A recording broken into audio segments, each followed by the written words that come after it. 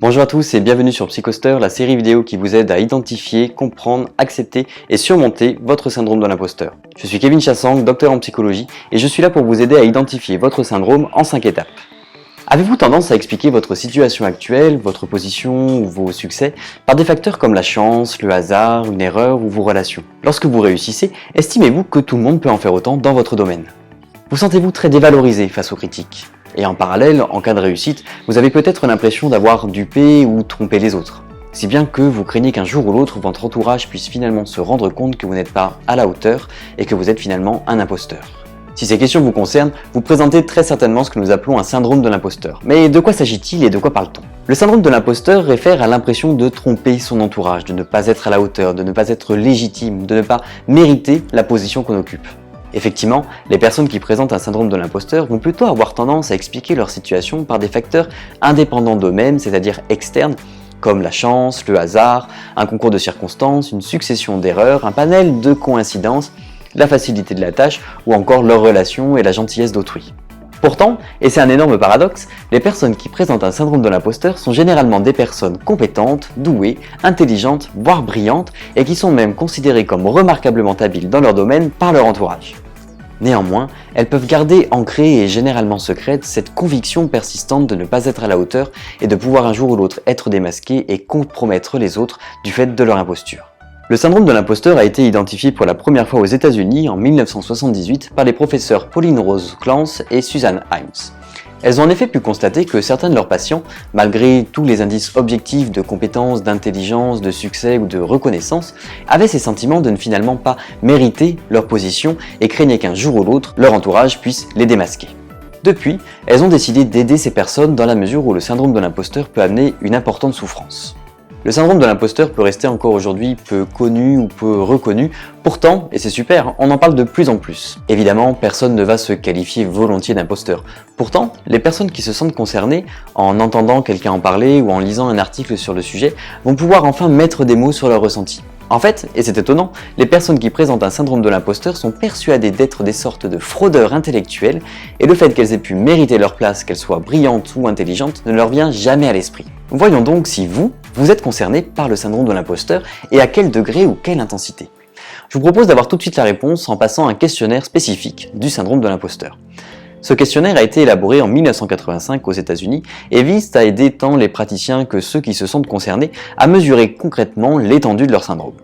Ce questionnaire est composé de 20 affirmations caractéristiques du syndrome de l'imposteur et sur lesquelles vous allez pouvoir vous positionner entre pas du tout et tout le temps selon la nature de votre ressenti. Lisez attentivement chaque consigne et positionnez-vous le plus rapidement possible. Il est préférable de donner la première réponse qui vous vient à l'esprit plutôt que de vous attarder sur chaque affirmation. Les réponses automatiques sont généralement les plus pertinentes. À la fin du questionnaire, vous obtiendrez donc votre score global qui vous permettra de connaître votre profil d'imposteur, la fréquence de vos sentiments d'imposture ainsi que votre vécu. Afin de remplir ce questionnaire, je vous invite à cliquer sur le lien sous la vidéo et donc télécharger votre guide Excel qui vous permettra d'y accéder. Je vous laisse faire, vous avez 5 minutes pour remplir le questionnaire et on reprend ensuite ensemble les résultats.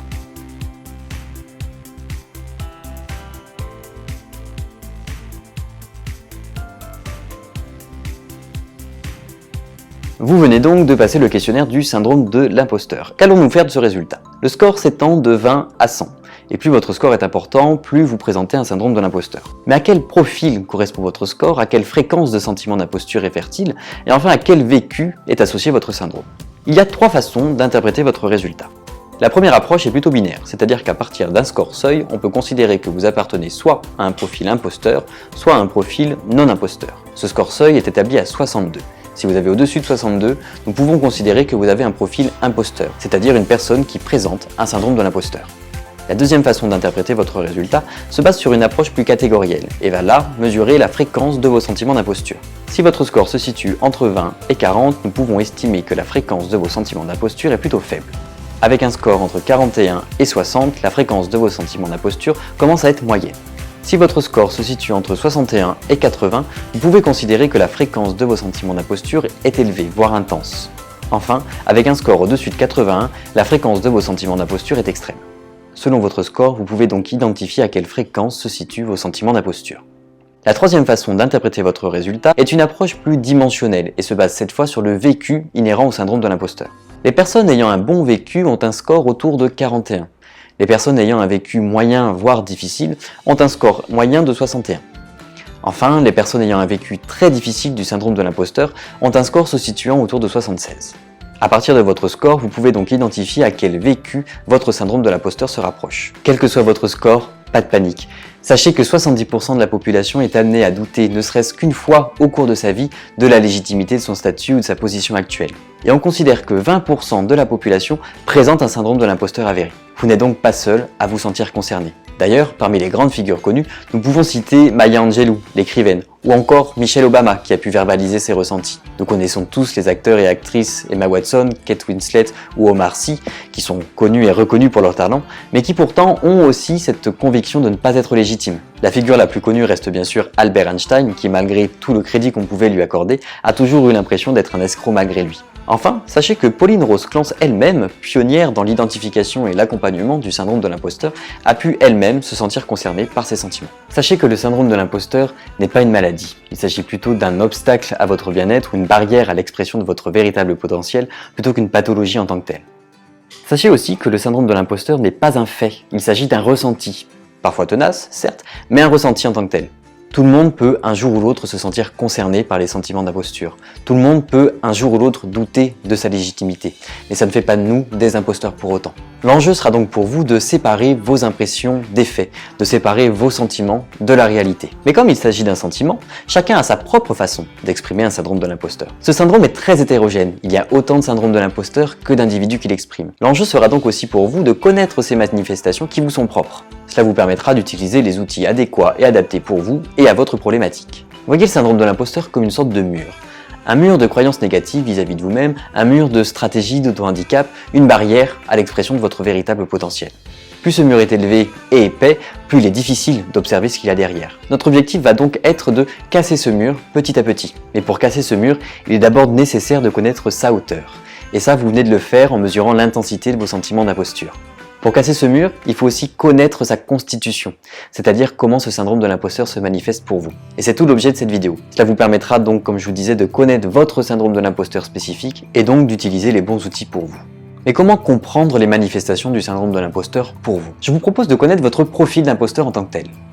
La capacité à identifier un syndrome de l'imposteur chez un individu se base tant sur l'identification de la fréquence de ses sentiments, c'est le questionnaire que vous venez de passer, mais aussi sur l'expression de plusieurs variables associées, comme la détresse émotionnelle, la confiance en soi ou l'estime de soi.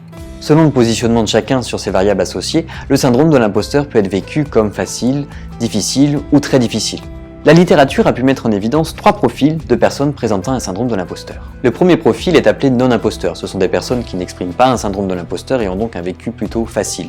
Le deuxième profil est le profil imposteur, majoritairement rencontré, et dont le vécu est le plus hétérogène. Le troisième profil, les imposteurs intenses, présentent une fréquence des sentiments d'imposture élevée et un vécu très difficile du syndrome. L'objectif de cette vidéo est donc de vous permettre de connaître votre profil d'imposteur et donc de comprendre les manifestations de votre syndrome. Comme je vous le disais, chaque syndrome de l'imposteur est différent, et le vôtre s'exprime peut-être par la détresse émotionnelle, par la confiance en soi ou par l'estime de soi. Et commençons par la détresse émotionnelle. En tant qu'imposteur, vous éprouvez peut-être un profond mal-être. Le doute et la dévalorisation peuvent vous accompagner au quotidien. Si bien que vous pouvez peut-être vous sentir triste, démotivé, tendu, anxieux. Et le stress ressenti peut être important et vous amener à vous sentir éparpillé. Vous pouvez même aller jusqu'à paniquer devant les responsabilités. Identifions donc comment votre détresse émotionnelle se manifeste et à quel profil d'imposteur elle peut référer. Comme je vous disais, il existe 3 profils d'imposteurs. Le premier profil, les non-imposteurs, ressentent peu de détresse émotionnelle, dans la mesure où la faible fréquence de leur sentiment d'imposture n'a que peu d'impact sur leur ressenti de bien-être. Le deuxième profil, le profil imposteur, commence déjà un peu plus à ressentir une détresse émotionnelle, autour des symptômes dépressifs, anxieux et de stress. Enfin, le troisième profil, les imposteurs intenses, présentent une détresse émotionnelle importante. Voyons donc vous, comment votre détresse émotionnelle se manifeste dans votre syndrome et sur quoi vous allez pouvoir agir. Je vous propose de remplir un deuxième questionnaire spécifique à la détresse émotionnelle. Ce questionnaire est validé en langue française et nous permet d'avoir une mesure fiable et valide de cette détresse. Il est présenté sous la forme de 21 affirmations sur lesquelles vous allez pouvoir vous positionner entre pas du tout et tout le temps selon la fréquence de ces ressentis pour vous. À la fin du questionnaire, vous obtiendrez 3 scores, un score de symptômes dépressifs, un score de symptômes anxieux et un score de symptômes de stress. Nous verrons ensemble ensuite à quel profil d'imposteur il réfère et comment votre vécu, facile, moyen ou difficile, peut s'expliquer par cette détresse émotionnelle. Afin de remplir ce questionnaire, je vous invite à reprendre votre guide Excel et à cliquer sur l'onglet DAS 21. Vous aurez donc juste à suivre les consignes et on se retrouve après pour interpréter les résultats. Allez-y, vous avez 3 minutes.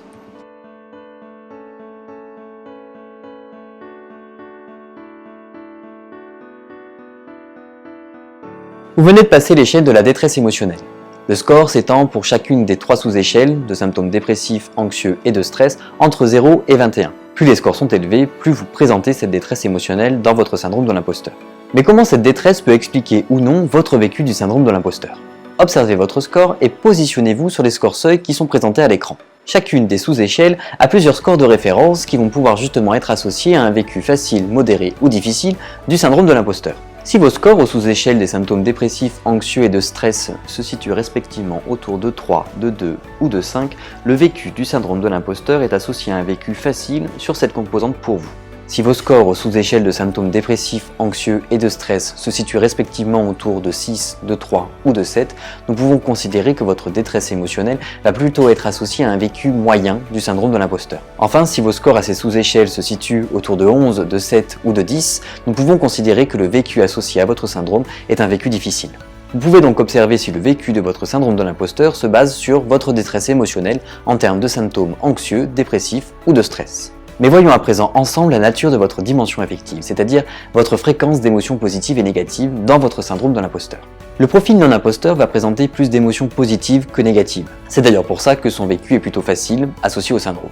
Le profil imposteur va déjà commencer à ressentir moins d'émotions positives, ou en tout cas de manière plus faible que le profil non-imposteur. Et même s'il existe un équilibre entre les émotions négatives et positives, la fréquence d'émotions négatives tend à augmenter. Le profil imposteur intense va quant à lui exprimer davantage d'émotions négatives que positives, ce qui explique le vécu difficile inhérent à ce syndrome.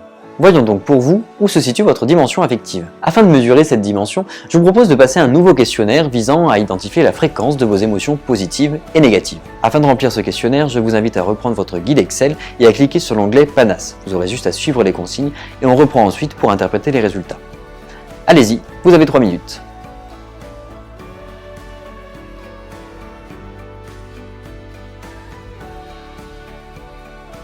Vous venez donc de remplir le questionnaire de dimension affective. Les scores pour chaque émotion s'étendent de 10 à 50. Plus vos scores sont élevés, plus vous présentez ce type d'émotion. Mais à quel vécu du syndrome de l'imposteur sont associées la fréquence de vos émotions positives et de vos émotions négatives? Observez votre score et positionnez-vous sur les scores seuils qui sont présentés à l'écran. Concernant vos émotions positives, un score autour de 32 signifie que la fréquence de vos émotions positives est associée à un bon vécu ou à un vécu facile du syndrome de l'imposteur. Avec un score autour de 28, la fréquence de vos émotions positives est plutôt associée à un vécu moyen du syndrome. Enfin, avec un score proche ou sous le score seuil de 23, nous pouvons estimer que la fréquence de vos émotions positives est associée à un vécu difficile du syndrome de l'imposteur. Concernant les émotions négatives, un score autour de 18 signifie que votre vécu du syndrome est plutôt facile sur cette composante. Si votre score se situe autour de 21, vous rejoignez un vécu moyen du syndrome de l'imposteur sur cette composante. Enfin, si votre score d'émotions négatives se situe autour de 29 et au-delà, nous pouvons estimer que votre vécu du syndrome de l'imposteur est difficile à partir de la composante des émotions négatives. Ok, vous êtes en train d'affiner votre connaissance du syndrome de l'imposteur vous concernant. Notamment, vous avez pu vous positionner sur la détresse émotionnelle et sur la dimension affective. Cela vous permet de voir si le vécu de votre syndrome de l'imposteur peut s'expliquer par ces différentes composantes. Maintenant, voyons en termes d'estime de soi. En tant qu'imposteur, avez-vous tendance à vous sentir rabaissé, diminué, inférieur par rapport aux autres? Avez-vous tendance à ne pas vous apprécier à votre juste valeur? Et avez-vous cette tendance à considérer de manière accrue votre performance afin d'assurer votre légitimité? Comme pour la détresse émotionnelle et pour la dimension affective, l'estime de soi va se différencier en fonction du profil imposteur. Les non-imposteurs présentent une bonne estime de soi, c'est-à-dire qu'ils vont présenter une vision d'eux-mêmes plutôt positive et adaptée. Les imposteurs commencent à avoir une estime de soi plus faible, mais peuvent garder un sentiment de valeur dans certains domaines de leur vie. Enfin, les imposteurs intenses présentent une faible estime de soi de manière générale et vont plutôt se percevoir de manière négative. Voyons donc ensemble quel est votre degré d'estime de soi et à quel vécu du syndrome de l'imposteur il réfère. Je vous propose de passer à un autre questionnaire qui est spécifique à l'estime de soi. Il est composé de 10 affirmations sur lesquelles vous allez pouvoir vous positionner selon la nature de votre ressenti. Afin de remplir ce questionnaire, je vous invite à reprendre votre guide Excel et à cliquer sur l'onglet RSES. Vous n'aurez qu'à suivre les consignes et le score global se calcule à la fin du questionnaire. Nous les reprendrons ensemble pour savoir à quel vécu du syndrome de l'imposteur est associée votre estime de soi. A tout de suite, vous avez 3 minutes.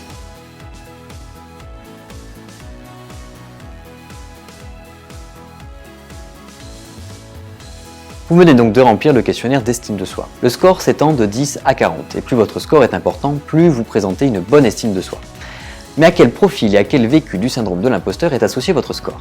Observez votre score et positionnez-vous sur les scores seuils qui sont présentés à l'écran. Si votre score se situe autour de 34, votre syndrome de l'imposteur s'associe à un vécu facile sur cette composante d'estime de soi. Avec un score autour de 28, votre estime de soi est plutôt associée à un vécu moyen du syndrome de l'imposteur. Enfin, si votre score se rapproche ou est inférieur à 22, nous pouvons considérer que votre syndrome de l'imposteur est associé à un vécu difficile vis-à-vis de cette composante d'estime de soi pour vous. Vous en savez encore un peu plus sur votre syndrome de l'imposteur. Vous avez pu voir donc en termes de détresse émotionnelle, de dimension affective et maintenant d'estime de soi. Voyons ensemble à présent comment votre confiance en soi se manifeste dans votre syndrome de l'imposteur. En tant qu'imposteur, vous sentez-vous parfois freiné, démotivé, bloqué par certaines tâches. Vous ne vous sentez peut-être jamais efficace ou n'êtes jamais fier de ce que vous avez pu entreprendre. Finalement, du fait de vos sentiments d'illégitimité, vous n'osez peut-être plus rien ou avec la certitude de ne pas être à la hauteur. Et vous avez peut-être même tendance à manquer de persévérance dans vos réalisations. Comment votre syndrome de l'imposteur peut-il être expliqué par votre confiance en soi et à quel vécu votre confiance en soi réfère-t-elle? Comme pour les autres mesures, les trois profils du syndrome de l'imposteur vont se distinguer sur cette composante de confiance en soi. Les non-imposteurs vont plutôt avoir une bonne conscience de leurs capacités, témoignant d'un bon vécu du syndrome de l'imposteur sur cette composante. Les imposteurs vont quant à eux exprimer une confiance en soi plus faible, alors que les imposteurs intenses, eux, vont présenter une très faible confiance en soi. Voyons donc comment s'exprime votre confiance en soi et à quel profil elle peut donc s'associer. Je vous propose de remplir un dernier questionnaire spécifique à la confiance en soi. Ce questionnaire est présenté sous forme de 21 affirmations sur lesquelles vous allez pouvoir vous positionner selon la nature de votre ressenti. Pour remplir ce questionnaire, vous pouvez reprendre une dernière fois votre guide Excel et cliquer sur l'onglet SES. Vous pourrez suivre les consignes et obtenir votre score total de confiance en soi. Nous reprendrons ensuite ensemble les résultats afin de les interpréter. Allez-y, vous avez 3 minutes.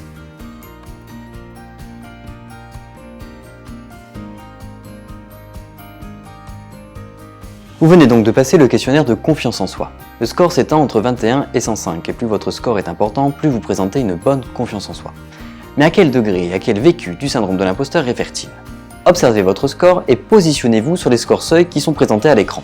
Si votre score se situe autour de 81, nous pouvons considérer que votre confiance en soi se situe autour d'un vécu facile du syndrome de l'imposteur. Avec un score autour de 69, votre confiance en soi est associée à un vécu modéré du syndrome. Enfin, si votre score se rapproche ou est inférieur à 54, nous pouvons considérer que votre niveau de confiance en soi est associé à un vécu difficile du syndrome de l'imposteur. Bien, à ce stade, vous en connaissez déjà beaucoup plus sur votre syndrome de l'imposteur. S'exprime-t-il davantage par la détresse émotionnelle, en termes de symptômes dépressifs, anxieux ou de stress? Sur quelle dimension affective se fonde-t-il en termes de répartition d'émotions positives ou négatives? S'exprime-t-il à partir d'une faible estime de soi? Ou enfin, se manifeste-t-il à partir d'une faible confiance en soi? Vous pouvez donc maintenant répondre à ces questions et vous rapprocher de l'un des trois profils identifiés selon ces différentes composantes. C'est une étape importante, vous en savez déjà beaucoup plus sur votre syndrome de l'imposteur. Maintenant, vous pouvez identifier et mesurer beaucoup plus concrètement l'étendue de votre syndrome de l'imposteur. Vous pouvez beaucoup plus comprendre sur quelle manifestation se base votre syndrome et comment votre vécu peut s'expliquer, qu'il s'agisse de détresse émotionnelle, de dimension affective, d'estime de soi ou de confiance en soi. Cela vous permet de le connaître davantage et de vous positionner au regard de normes scientifiques valides. Enfin, la connaissance de votre profil spécifique vous oriente sur la nature du travail à effectuer, ainsi que sur les outils concrets et adaptés pour vous et votre propre problématique du syndrome de l'imposteur. À l'issue de cette vidéo, vous avez donc à présent une vision beaucoup plus globale de votre syndrome de l'imposteur. Et c'est une étape super importante car pour pouvoir surmonter son syndrome, il faut d'abord le connaître et le comprendre. Voyez donc pour vous comment il se manifeste. À présent, vous pouvez cibler les manifestations de votre syndrome de l'imposteur afin d'envisager son atténuation. Vous pouvez donc initier un plan d'action concret avec les outils adaptés au regard de la problématique qui vous est propre. En connaissant votre profil, vous pouvez de plus orienter la nature du travail à effectuer. S'agit-il d'augmenter certaines manifestations, d'en diminuer d'autres ou peut-être même d'en consolider certaines? C'est à vous de voir. Enfin, vous pouvez même vous fixer certains objectifs et évaluer votre évolution à partir des différents scores seuils présents sur votre profil. Félicitations, vous avez franchi un énorme pas vis-à-vis de votre syndrome de l'imposteur, celle de tout simplement le comprendre et le connaître pour pouvoir l'atténuer. Sachez néanmoins que la première solution pour atténuer son syndrome de l'imposteur, et c'est certainement la plus simple et la plus efficace, est tout simplement d'échanger autour de soi quant à ses ressentis. Osez en parler, osez lever le masque, osez lever le secret, incarner un modèle en exprimant vos propres doutes et en verbalisant vos sentiments d'imposture. Vous vous rendrez compte que vous n'êtes vraiment pas seul à vous sentir concerné et que certains d'entre vous ont déjà peut-être eu des idées pour le surmonter. Voilà, nous arrivons à la fin de cette vidéo, j'espère qu'elle aura pu vous fournir un maximum d'informations concernant votre syndrome de l'imposteur et qu'elle vous aura permis de le connaître davantage afin de vous aider à l'atténuer à votre rythme et de la bonne façon. Souvenez-vous néanmoins que le syndrome de l'imposteur est vu comme un mur que vous cherchez à casser. Plus ce mur est haut, épais et consistant, plus il sera difficile d'y amener des fissures ou d'y apercevoir un trou. Persévérez dans votre démarche, vous verrez, vous finirez par voir quelque chose derrière ce mur, et la moindre fissure est un indice. Je vous retrouve dans une prochaine vidéo afin de continuer à vous aider à identifier, comprendre, accepter et surmonter votre syndrome de l'imposteur. À bientôt chez Psychoster.